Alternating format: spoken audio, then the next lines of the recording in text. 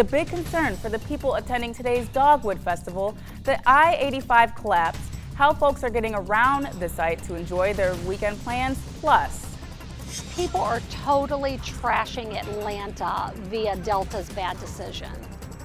frustrated flyers. Delta still plagued by cancellations and delays after this week's severe storms. And one woman says there's another big problem the airlines need to fix now.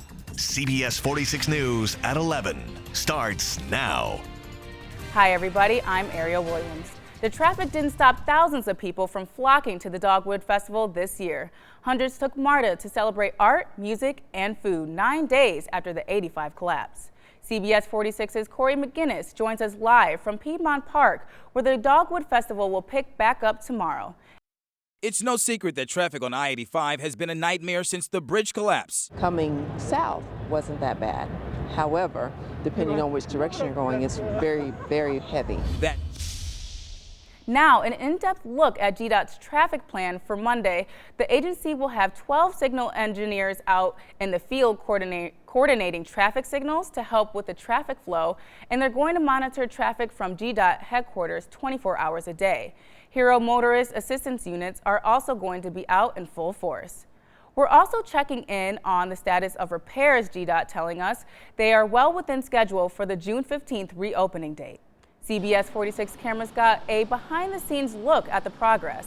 GDOT officials are hailing the work by construction crews, explaining to us no one expected this kind of progress to be made just 1 week after the collapse. Right now, crews are in the process of setting up about a dozen columns as support for the new section of I-85. Atlanta-based Delta canceled 275 flights today alone, and passengers are not happy about it. CBS 46's Ashley Thompson went to the Hartsfield-Jackson to find out how much longer travelers are going to have to wait to get to their destinations. This is not how Ted Zhang wanted to spend his Saturday morning. It's ridiculous. It's outrageous. You just heard Ashley talk about the problems Delta is having with passengers and their missing luggage. We spoke with a local woman who says the airline lost her family's luggage and Delta is not helping them find it.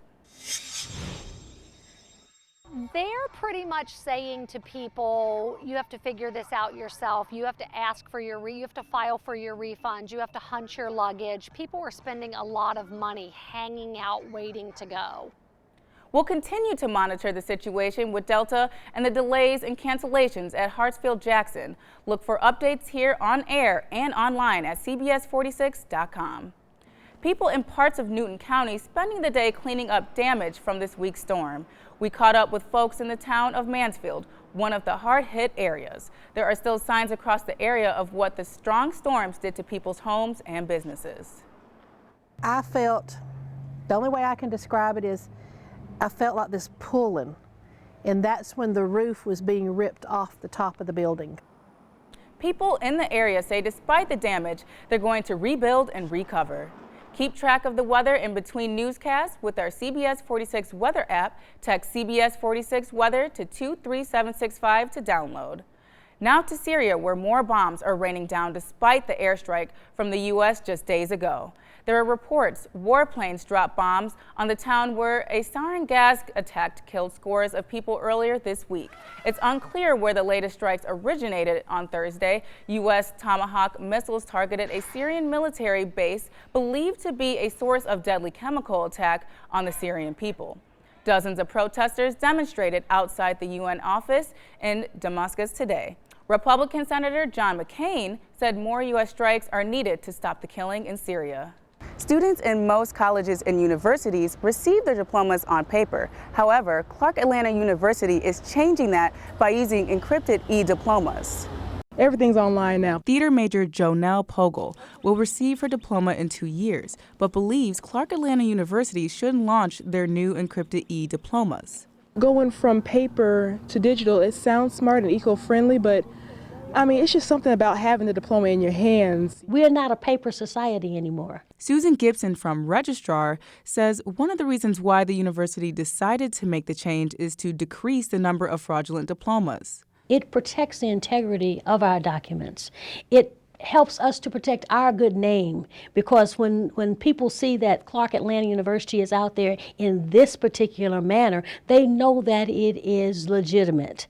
Secured indeed. The seal and signature are protected by the blue ribbon security that is supposed to guarantee that it's nearly impossible to fabricate the diplomas. We have a verification process where the students will have to log in to the Banner Web with a specific 900 number that we provide the student with a 6-digit password. However, students at Clark Atlanta University have some mixed feelings about the change and would like to have the decision be made by the graduates.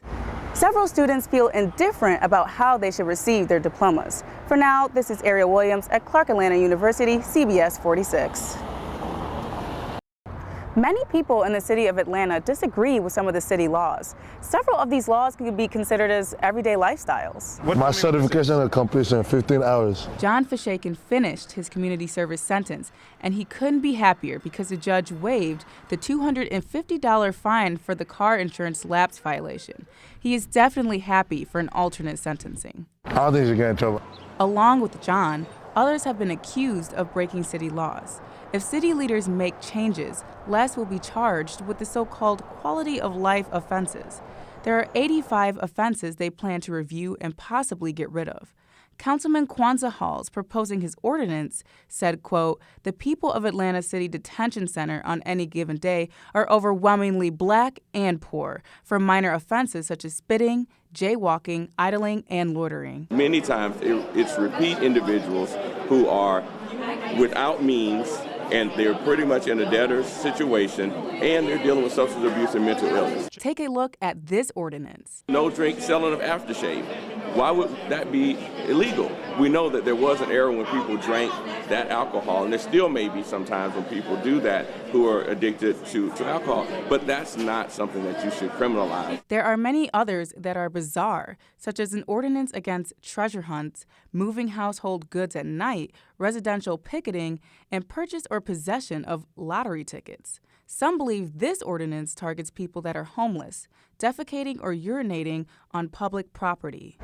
You should get punished for that, some kind of like a big fine, because that's very inhumane. The most popular discussed ordinance among council members is about marijuana possession of 1 ounce or less. Only a fine would have to be paid by violators. Well, I feel like they should decriminalize marijuana at this point. Once the court reviews these laws, hopefully the people in the city of Atlanta can live in peace. This is Arielle Williams at City Hall, CBS 46.